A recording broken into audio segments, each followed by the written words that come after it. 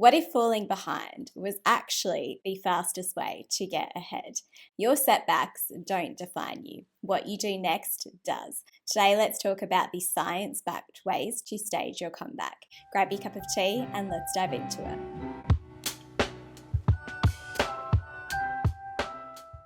Maybe you have a business that's not turning out quite the way that you thought it would.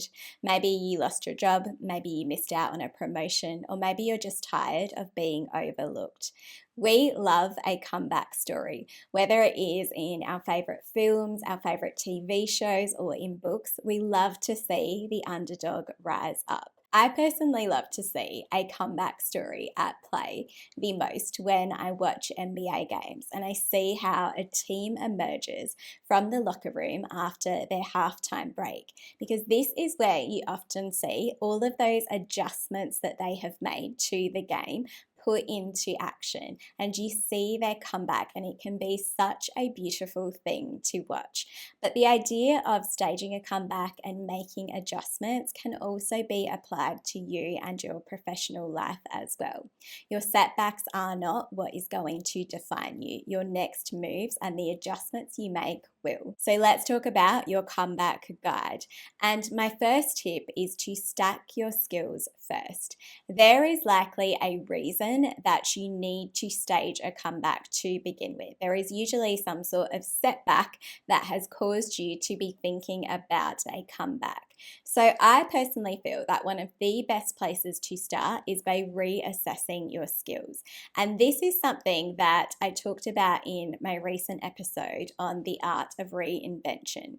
Because by reassessing your skills, it gives you a chance to reset, reimagine, and recreate in a way that is going to align with your goals. And achieving your goals, achieving this new vision that you have for yourself, is likely going to take some development of your skills. You're going to have to build on the skills that you already have. But before you start to rethink your skills entirely, think about how you can skill stack. This was an idea that was popularized by a cartoonist, Scott Adams, and he highlighted that you don't need to be world class at every skill, or you don't need to be world class at the skill that you want to focus on the most. What is more important is to skill stack for a valuable combination or even a rare combination. And it is that unique combination that is going to be valuable in the marketplace. And ideally, you might focus on, say, your top 25% of your skills. You would focus on the skills that you already have a good competence in, but it's building skills that are naturally aligned or create that unique combination. So for example, if you are someone who is particularly skilled at writing, then you might skill stack to also produce content. You might skill stack to also do public speaking and to also do consulting. And it's that unique combination that maybe not everyone has, because they're focusing purely on being the best writer or the best content producer in the video space or the best public speaker, that they don't develop that unique combination that the marketplace is looking for. So make sure that when you are reassessing your skills, you're developing a distinct professional edge for yourself in the marketplace. And as a part of this process, this leads me to point number 2, which is to find your Ikigai. Not everyone is able to visualize this really profound future for themselves, which is where I think the idea of just breaking this back down into your skills can be really powerful, because you're focusing on the skills that you are good at, the skills that you love, and the skills that the world needs. And this actually reminded me of the concept of Ikigai, which I've shared on this channel before when I've talked about rebranding your career. So the concept of Ikigai is something that I learned about in a book with the same name, Ikigai, where the authors describe Ikigai in Japanese culture as being the reason that people get out of bed, the purpose that they have in whatever it is that they do. And this is actually backed by a lot of research, because the authors, in their exploration of the idea of Ikigai, spoke to over 100 people who lived in Okinawa in Japan.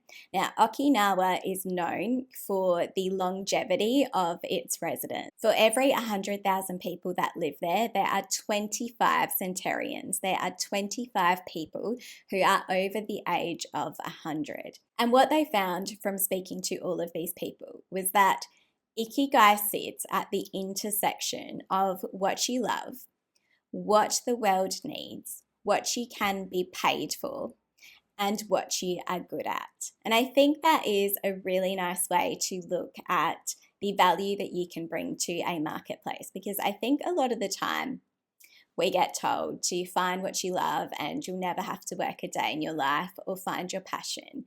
But I love that the concept of Ikigai and those elements are actually really practical. So it's not just what you love, it's what the world needs, what you can be paid for, and what you're actually good at as well. So with Ikigai in mind, use this to help you find that sweet spot of your personal brand. But sometimes what is also equally as important or even more important than the skills and the goals that you have for yourself is who you see yourself becoming.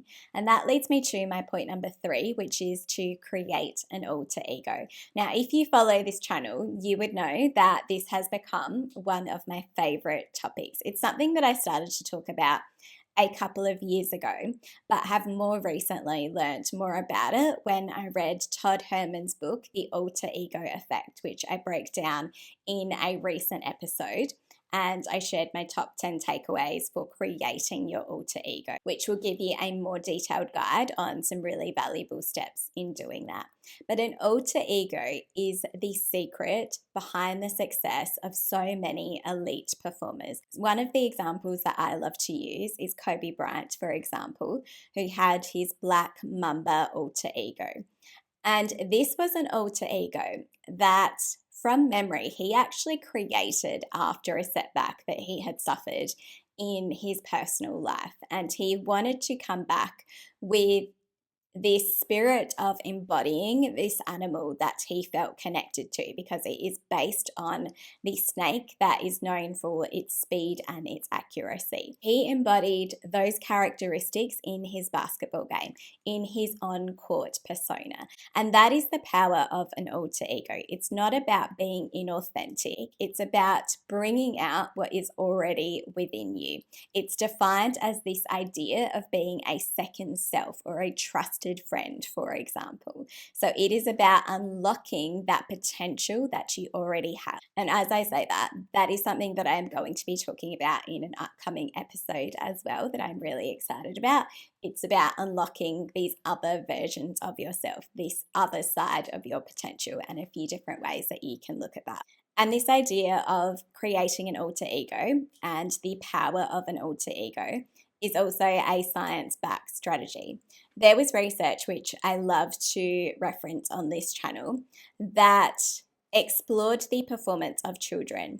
And it found that the children who referred to themselves by relating to one of their favorite characters, like say Batman, this is where the Batman effect comes from, outperformed the children who were referring to themselves in the first person or even in the third person. That is the power of an alter ego. It creates the distancing that you need to be able to not feel so overcome by emotional reactions to things, and you can look at things in a little bit more of a level-headed way. While your alter ego will help you to unlock this more heroic side of yourself, you will also need to find allies, and that's what leads me to my point number 4, and that is to get into new rooms.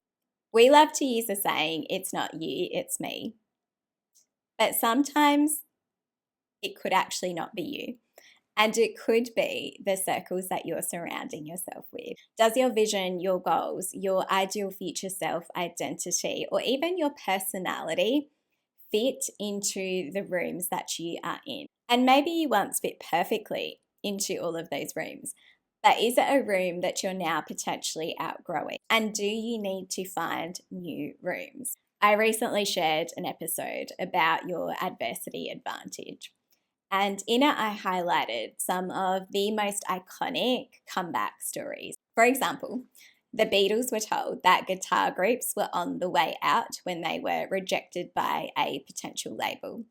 Michael Jordan was cut from his high school basketball team. Walt Disney was told that he lacked imagination. Oprah was told that she wasn't fit for television. And J.K. Rowling's Harry Potter, the book that would make her a billionaire, was rejected 12 times by publishers before it was finally accepted. And I'm not saying that this doesn't mean that you don't need to continue to build your skills. It's likely that when Michael Jordan was cut from his basketball team, this is what helped him to build his skills further. I'm sure the same applies for Oprah and Walt Disney, for example. The setback is what caused them to focus more on their skills, which is what I talk about in the adversity advantage episode. But you should also consider if your talent is being recognized in the rooms that you are in, because there could be a potential misalignment there as well.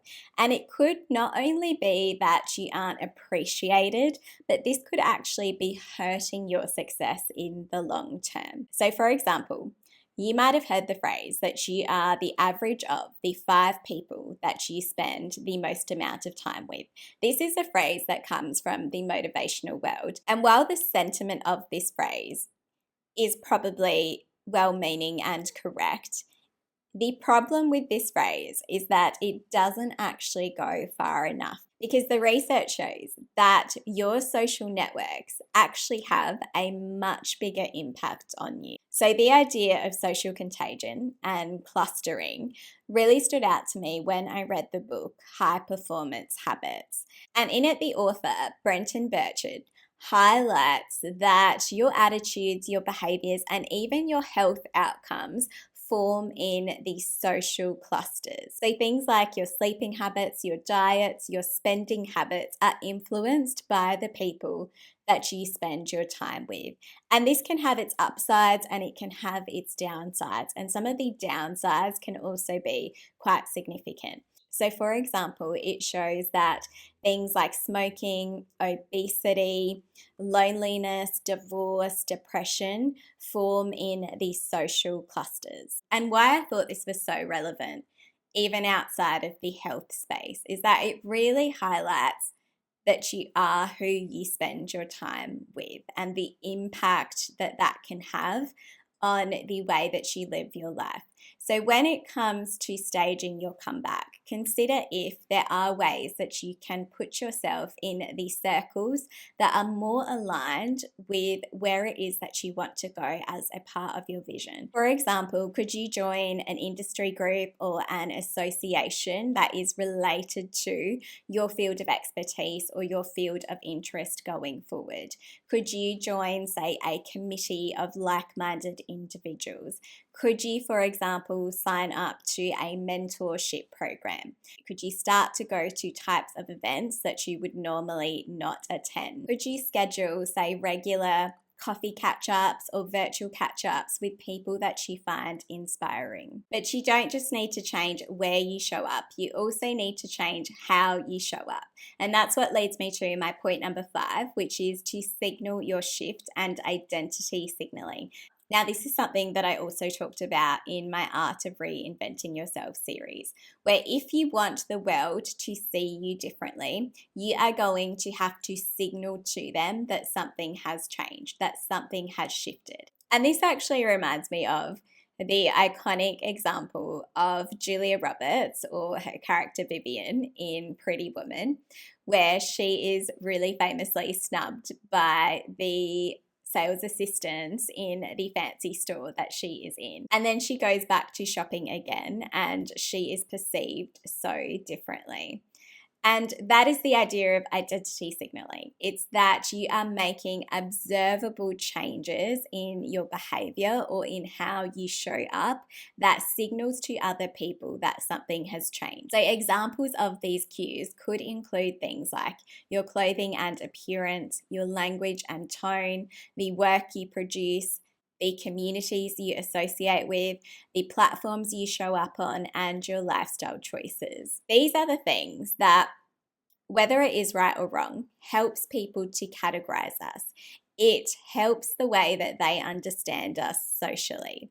So if you want to be seen in a different light, then the most obvious answer is going to be to do something visually that is going to cause you to be seen in a different light. This actually reminds me that even just yesterday, I was on LinkedIn. And I always say that one of my favorite tips to reinvent yourself with such a quick win is to change your LinkedIn profile photo, because people, for whatever reason, don't seem to change it very often, and it does usually signal some sort of shift when they have. And I was on LinkedIn and I saw a profile photo that someone had changed, and it just stood out to me so much because the way that they had presented themselves was so different to how they would have previously, and it was so aligned with the direction that they were going in, and I just loved that for them.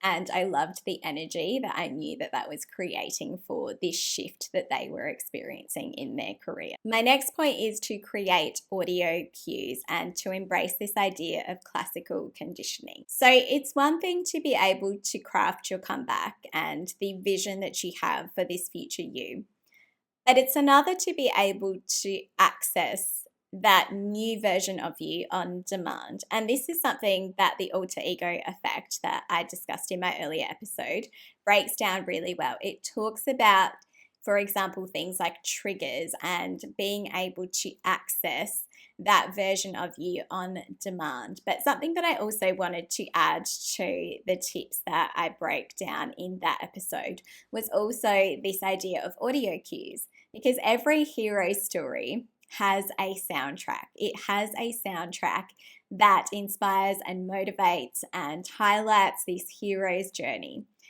And what I love about using music is because it links back to this idea of classical conditioning. So it allows you to access that feeling on demand. And this is something that elite athletes will understand really well. For example, or anyone who has ever played any sport, because it helps you to access that higher version of yourself. It's why you see those athletes so focused on listening to their music ahead of a game. So when it comes to staging your own comeback, why not create a playlist that is going to help you to feel more motivated in that space? So that way you don't have to just rely on your inner dialogue to help you to access that version of yourself. And you already have something that you can use as that trigger, use as that conditioning for yourself to prime your mind to be able to show up as that person. And my point number 7 is to embrace the fresh start effect. Now, if you follow this channel, you would know that I am someone who absolutely loves all things reset. So I love the idea of New Year's resets, end of year resets, routines, rituals, just redesigning your life in that space to make sure that you are optimizing your life, your health, your happiness, your interests, your performance. But what really stood out to me in particular about why timing these resets is so important was the idea of temporal landmarks, which I learned about in Dan Pink's book, When, where he talks about temporal landmarks being how we navigate time, the same way that humans navigate space. So, the fresh start effect is a concept in behavioral science that says that we are more likely going to initiate change when it is attached to some sort of meaningful marker. For example, this could be things like a birthday, a new year, this could be getting a new job, this could be moving, this could be getting married, this could be a breakup, or it could even be as simple as it being a Monday. For example, the research has shown that this applies when it is even, say, the start of a new month or the start of a new week, or even when people are returning from a holiday. They are meaningful markers. So when you are planning your comeback, don't just plan the details of your comeback. Don't just plan the identity that you have for yourself, but tap into the feelings that are already available to you through these meaningful temporal landmarks that you have in your year. So if you are going to time, say, your reinvention or your comeback or certain elements of your comeback, why not align it to, say, an important upcoming date? Maybe you have a birthday coming up. Maybe you have a significant change coming up in your life in some other way, like you are moving or you are starting a new job. Or maybe if you don't have any of that in the foreseeable future and you really just want to dive in as soon as you can, then consider just aligning this with the next first of the month or the next Monday that you want to introduce this new version of yourself or this new comeback that you are planning. Thanks so much. For more on creating your alter ego, check out my previous episode on this topic. I'll see you in the next episode.